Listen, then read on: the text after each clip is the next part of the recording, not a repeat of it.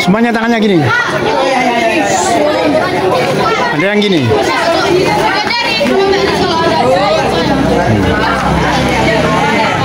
Begini nah.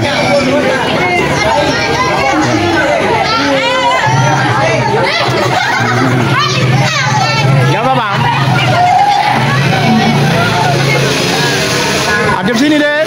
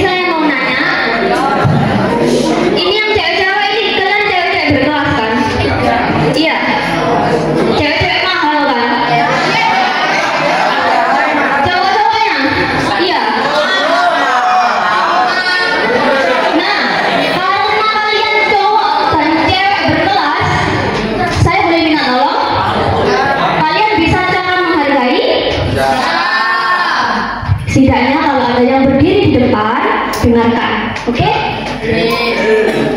Oke? Terima kasih.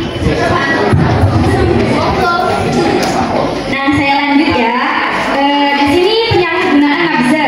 Ini dapat mengalami kondisi ketergantungan nafza. Kemudian dimaksud ketergantungan nafza adalah kondisi yang cukup berat dan parah sehingga mengalami sakit yang cukup berat. Selanjutnya yaitu sindroma putus zat, adalah suatu kondisi di mana individu yang menggunakan nafza atau menghentikan penggunaan nafza yang bisa digunakan akan menimbulkan gejala kebutuhan biologi terhadap nafza.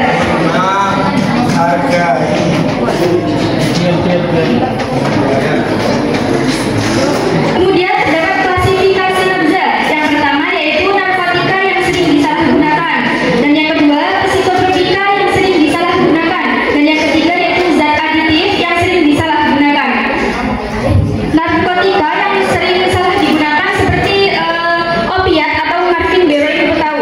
Kemudian ada kanabis atau ganja seperti ganja, gelet, dan cimeng. Ada lagi yaitu kokain seperti daun koka, serbuk, dan posta kokain. Dan mungkin itu saja yang bisa saya sampaikan. Selanjutnya akan disampaikan oleh teman saya. Terima kasih. Mohon maaf apabila banyak kurangnya. Wassalamualaikum warahmatullahi wabarakatuh. Sudah disampaikan tentang nafza kan ya. Nafza itu singkatannya ada yang tahu tadi apa? Ya benar. Nah, untuk dampak-dampak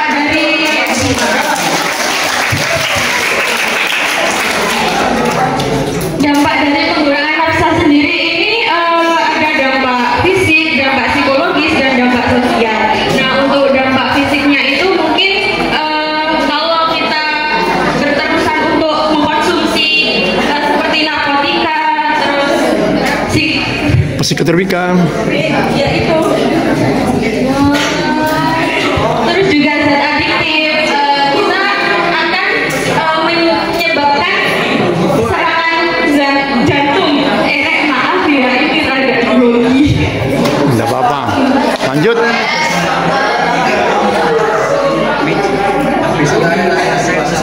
Terus juga ada faktor penyebabnya. Faktor kita penyalahgunaan nafza itu biasanya faktor individu.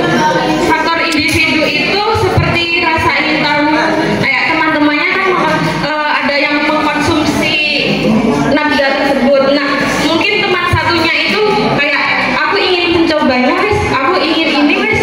Kayak apa sih rasanya kayak gitu. Nah, juga faktor lingkungan. Nah, kayak ya teman sebaya tersebut. Terus juga faktor sosial ekonomi seperti kemiskinan, pengangguran, dan kurangnya edukasi tentang bahaya nafza. Nah, dari saya itu saja mungkin. Sekian, terima kasih. Capek ya? Ya sama. Ayo Mbak Frida. Di sini kita mau games, kita bentuk biar gak terbalik. 4 kelompok. Langsung bikin 4, 5.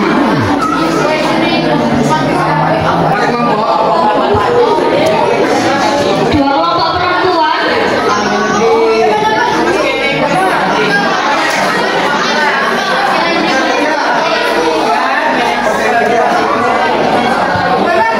Gini aja, kita bentuk yang cewek 2 kelompok yang berisi 6 orang.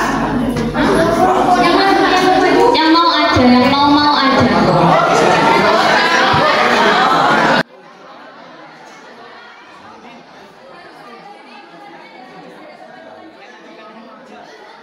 Langsung aturkan, Dek. Aturkan. Biar mbak yang nunjuk ya.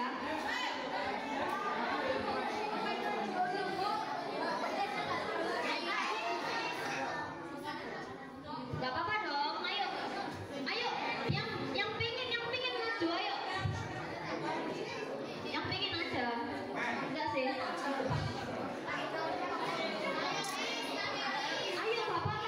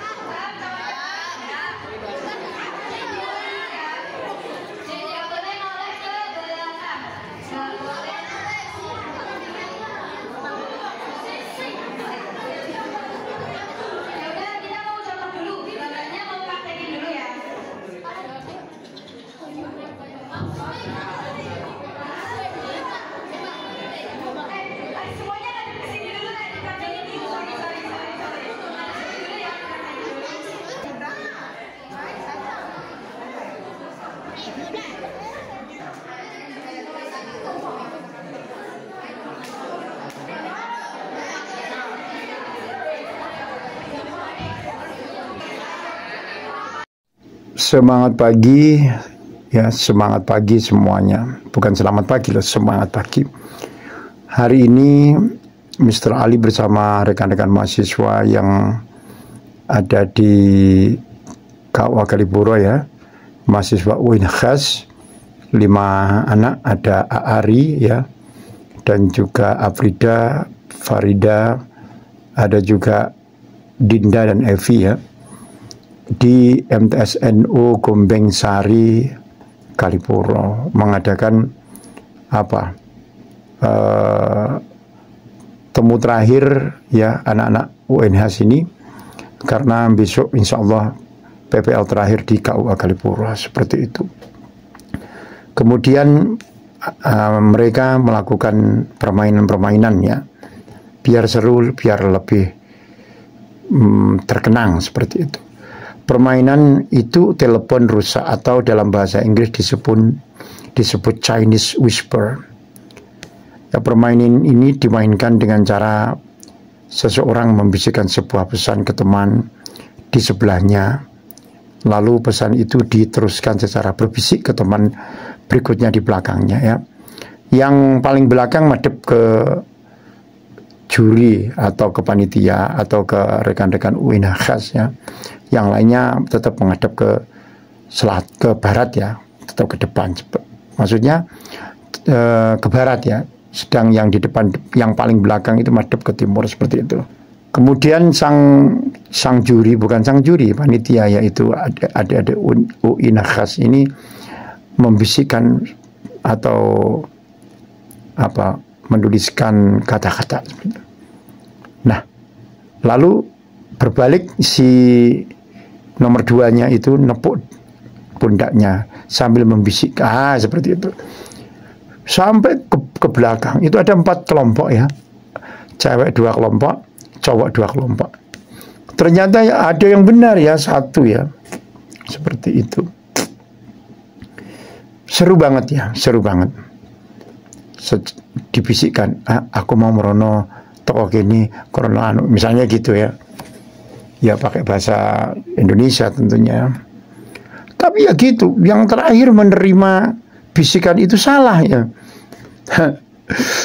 Itu seperti itu, memang lucu ya. Sampai ke orang terakhir kemudian dimintai apa tadi ya, tadi temanmu bilang apa, ayo coba ngomong. Ternyata salah. Jadi nggak mesti benar ya. Ya luar biasa ya, luar biasa. Asal usulnya permainan ini belum ada catatan sebenarnya ya. Pertama kali ditemukan di mana ya. Tetapi permainan serupa ada ya, sejak ratusan tahun yang lalu ada. Di Inggris ada Chinese Whisper namanya ya. Jadi sejak abad yang ke-19, meskipun sekarang istilah Chinese Whisper ini jarang digunakan karena apa, ada anggapan stereotipikal ya. Permainan ini sering digunakan sebagai ilustrasi bagaimana informasi bisa berubah atau terdistorsi ya, saat diteruskan dari satu teman ke teman yang lainnya, seperti itu. Kalau di Banyuwangi permainan ini sudah dimainkan sejak dulu ya, di sekolah-sekolah sebagai permainan kelompok yang seru seperti itu ya. Permainan apa lagi yang seru? Ada tebak kata. Ya, tebak kata itu satu orang diberikan kata-kata, harus menjelaskan tanpa menyebut kata tersebut ya. Jadi kita jelaskan bentuknya berduri misalnya, baunya ekstrim misalnya. Nanti ditebak sama temannya, oh manggis, wah bukan ya, berduri kok misalnya gitu. Seperti itu. bisa juga tanpa suara ya, pakai kode-kode bundar berduri misalnya, dan nanti suruh nebak. Nah, seperti itu seru ya, itu seru seperti itu. Nah, mengasah apa, kreativitas, komunikasi, dan kekompakan tim ya. Itu dipakai, itu di TV-TV dipakai kelompok satu kelompok 3 orang. Nanti sang penanya memberikan warnanya bundar ya, warnanya bundar, bentuknya bundar, warnanya putih, ada hitamnya, biasanya di papan tulis apa namanya, misalnya seperti itu ya. Pokoknya luar biasa banget. Ada juga pakai pertanyaan, 10 pertanyaan misalnya. Satu orang memiliki sesuatu, benda atau hewan atau tokoh ya. Lalu pemain lain boleh tanya ya. Misalnya rambutnya hitam ya, kemudian panjang tidak ya. Jadi bisa tokoh, bisa ya. Seperti kalau di tebak gambar itu ya, cuman hidungnya tok misalnya, hidungnya mancung, warnanya putih, siapa itu? Ada yang nebak bung ini, bung itu, bung ini, bung itu. Ternyata setelah dibuka semuanya gambarnya keliru ya. Tapi ini berupa pertanyaan, 5 pertanyaan misalnya, untuk sebenarnya yang dimaksud adalah hewan atau benda atau apa, seperti itu. Melatih logika dan keterampilan. Bisa dicoba ya, bisa dicoba. Ada juga permainan siapakah aku. Dulu almarhum Yoga itu, aku binatang, warnaku putih, aku seperti bangau. Setelah burung. Iya, burung apa? Ada yang lain nebak misalnya, putih warnanya ya, domba. Ya jelas keliru. Tapi waktu zamannya almarhum Yoga itu, saya sampai tertawa ya. Aku seekor burung, warnaku putih ya, aku semacam bangau seperti itu, warnaku putih semacam bangau, podo mumet. Ternyata jawabannya apa? Bangau putih. Wes, lucu luar biasa. Seperti itu ya. Nah, itu bagus itu. Ada kata berantai. Ya, kata berantai itu satu siswa misalnya menyebutkan kata, misalnya baju, sampingnya hitam, berkerah, lengan pendek. Nah, itu kan berantai seperti itu. Bagus, itu namanya bagus ya. Menantang kecepatan berpikir dan kreativitas, seperti itu ya. Gitu.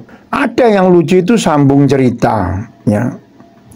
Sambung cerita itu, ketika itu saya berada di sebuah gubuk, lalu sampingnya bercerita juga yang nyambung, tapi ketika itu aku ngantuk dan tertidur. Sampingnya lagi, lalu bermimpi. Itu begitu. Kadang ngawur itu, teman satunya ngawur. Bagus. Tapi kalau ngawur gitu akhirnya lucu seperti itu ya. Karena nggak ada sambungannya ya, seperti itu. Kalau zaman saya dulu ya, zaman 80-an misalnya, itu petak umpet. Sampai sekarang masih dipakai ke petak umpet. Hide and seek namanya ya. Kalau untuk petak umpet ini sip ini ya, sampai sekarang anak-anak di sekolahan itu masih pakai ya. Jos ini. Seru dimainkan dalam kelas atau di luar kelas ya, boleh sembunyi di balik meja atau pintu misalnya kalau di dalam kelas. Itu kemudian mencari yang lainnya ya. Jadi dihitung ya, 1, 2, 3 ya. 4, 5, 6, 7, 8. Seperti itu ya.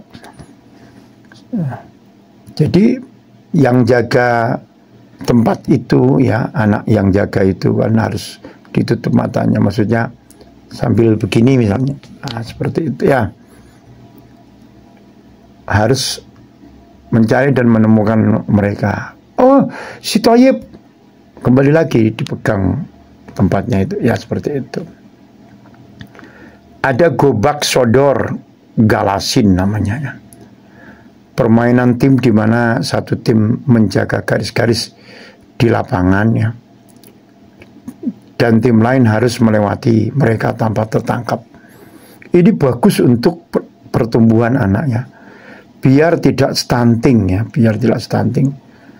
Jadi menjaga garis itu ya, biar apa?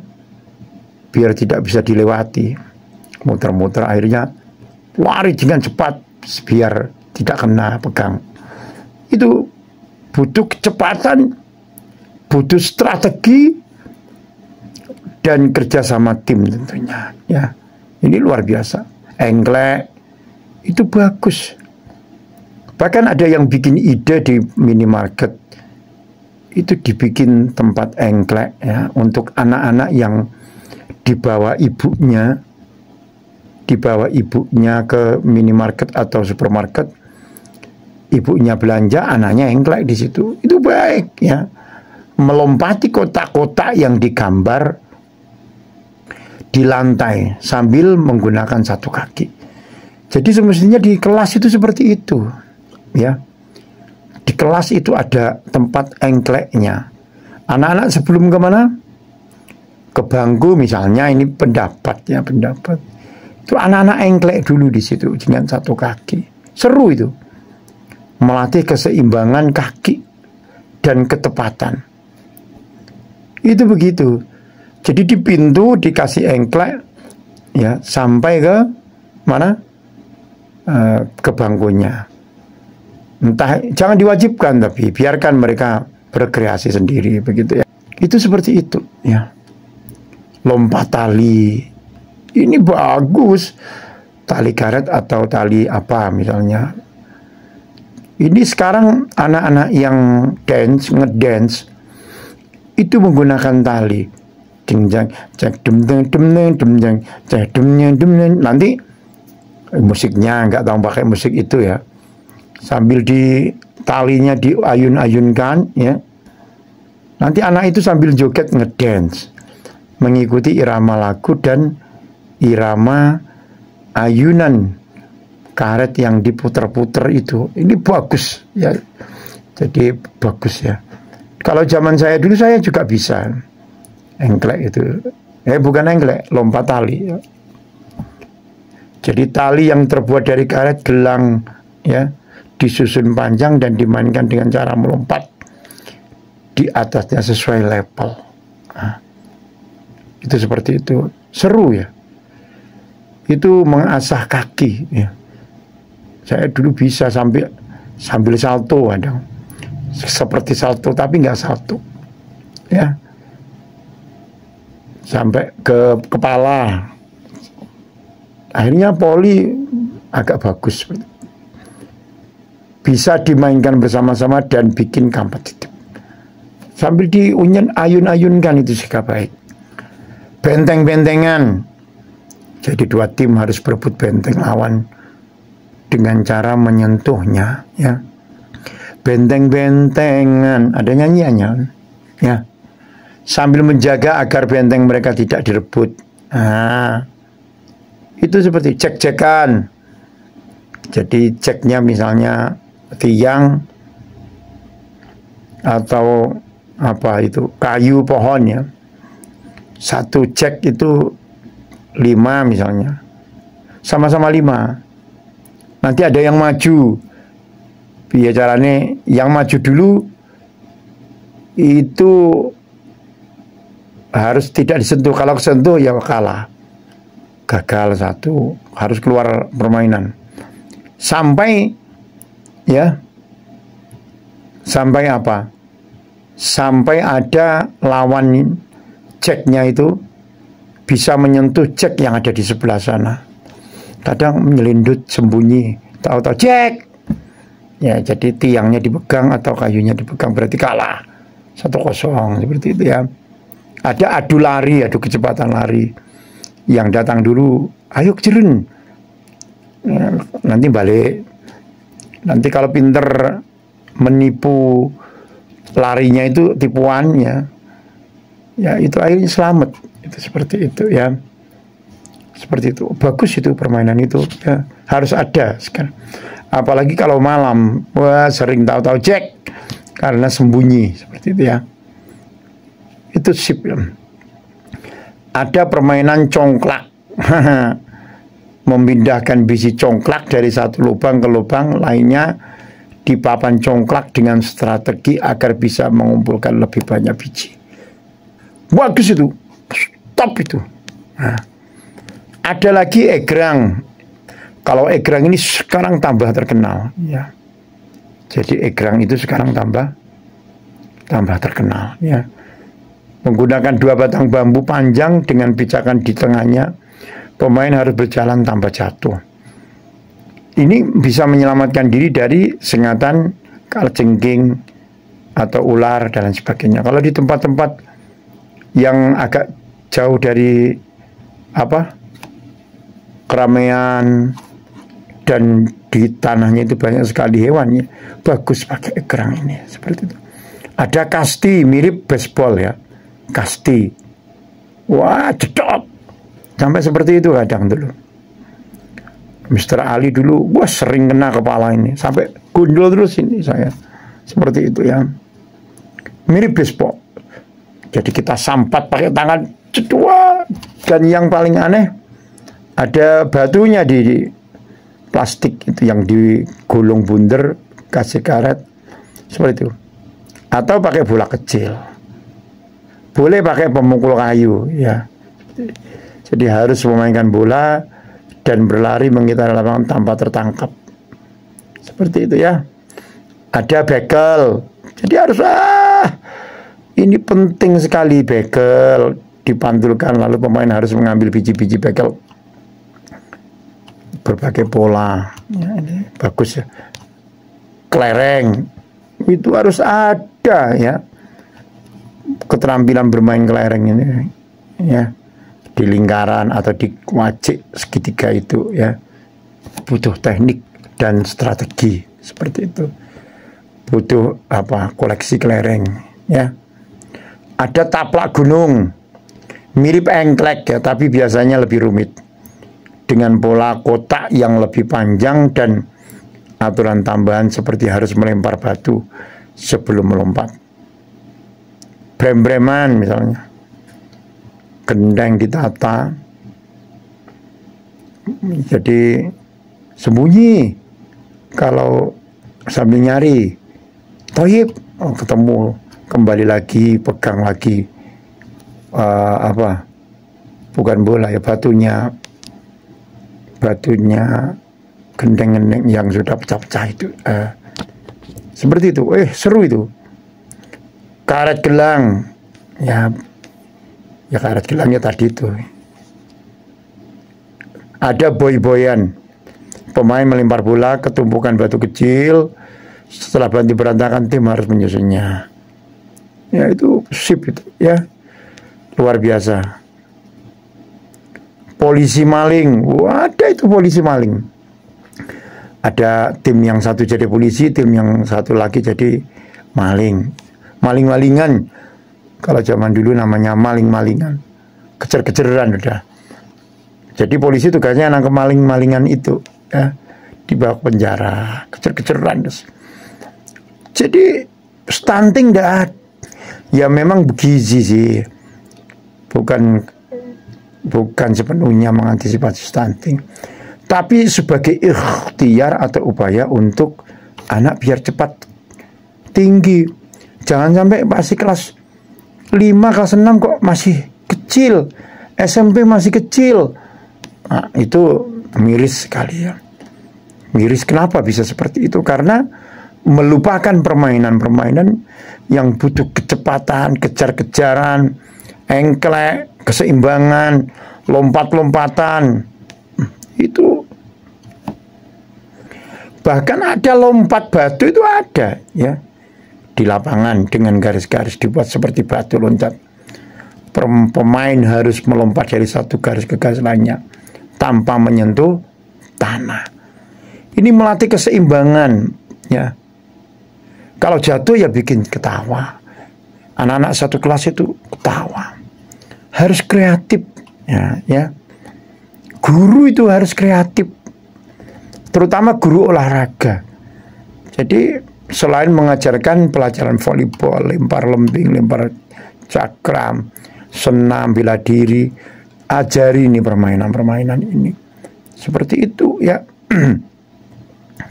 Kan olahraga itu juga hampir seperti permainan.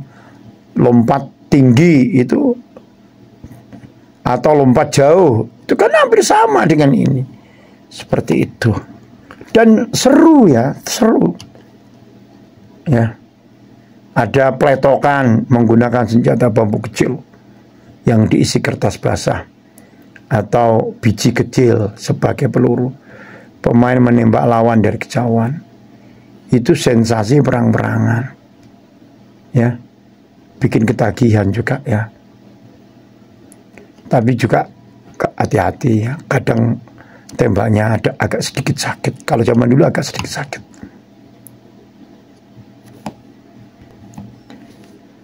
Kucing-kucingan mirip petak umpet ya. Tapi ada satu kucing yang mencari pemain lain yang sembunyi, lalu dikejar ya. Ada juga macan-macanan itu. Jadi anak itu diserungkupi sarung ya, ditutup sarung agak banyak sarungnya, suruh nebak sopo sining jero. Itu menarik gitu ya. Tapi ya yang nebak tidak boleh lihat, sembunyi dulu. Jadi ada 5-10 orang misalnya, suruh nebak itu sopo ning jero. Ditebak iki Supriyadi, ternyata ndak. Itu main logika itu ya. Zaman dulu ada perahu kertas. Got selokan itu ada airnya kan kadangnya. Kita bikin perahu-perahuan ya. Pakai kertas tapi kapal-kapalan itu. Atau daun pisang. Lalu kita alirkan di got selokan itu. Lah hujan. Wah, kita ikuti lewat samping seperti itu. Tapi sekarang gotnya kadang tergenang air ya, bahaya juga ya. Sampai kemarin ada yang anak kecil jatuh itu. Ya harus diawasi juga ya, yang gede-gede itu. Jangan suka main di got sudah, kalau pas tergenang nggak kelihatan ternyata bisa membuat bahaya ya. Itu kalau hujannya kecil ya, kalau hujannya kecil. Jadi kapal-kapalan itu kita letakkan di mana? Di got, kita ikuti dari samping. Itu kalau hujannya kecil, kalau hujannya besar jangan ya.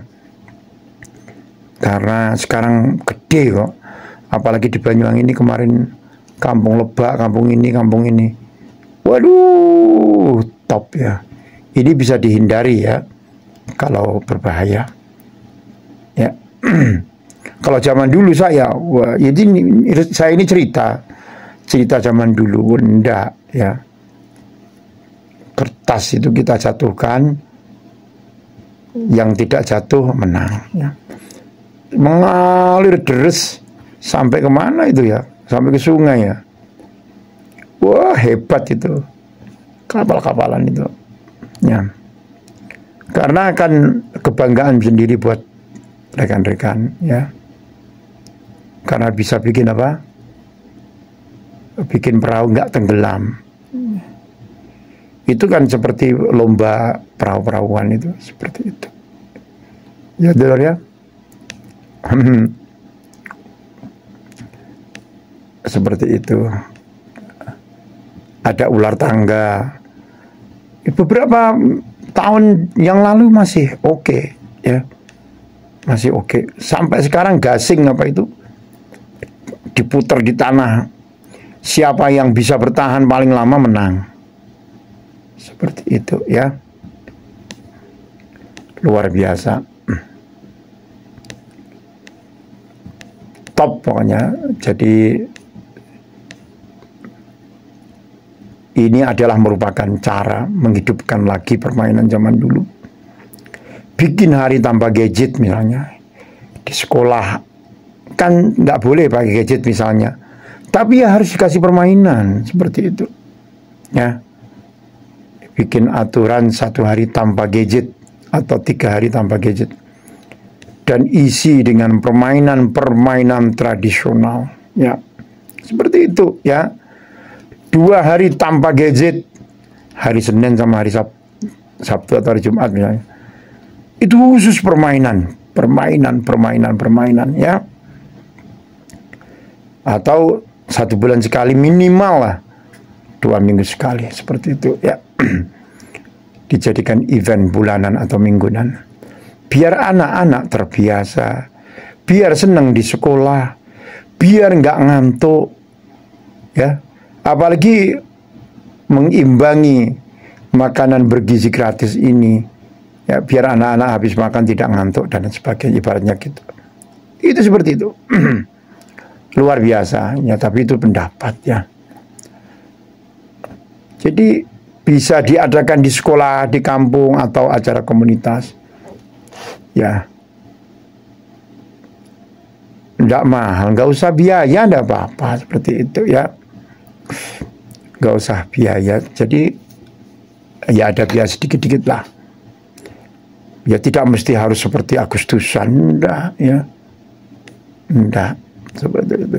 Sekolah harus punya ini. Menurut saya seperti itu sih. Engklek, tali-talian, lompat tali, boy-boyan, karung harus punya. Ya.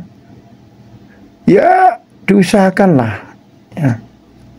Kalau menurut saya, stunting ini permasalahan besar soalnya. Anak-anak umure wis 12, ijik semono ae. Tingginya nggak sampai berapa. Seperti itu.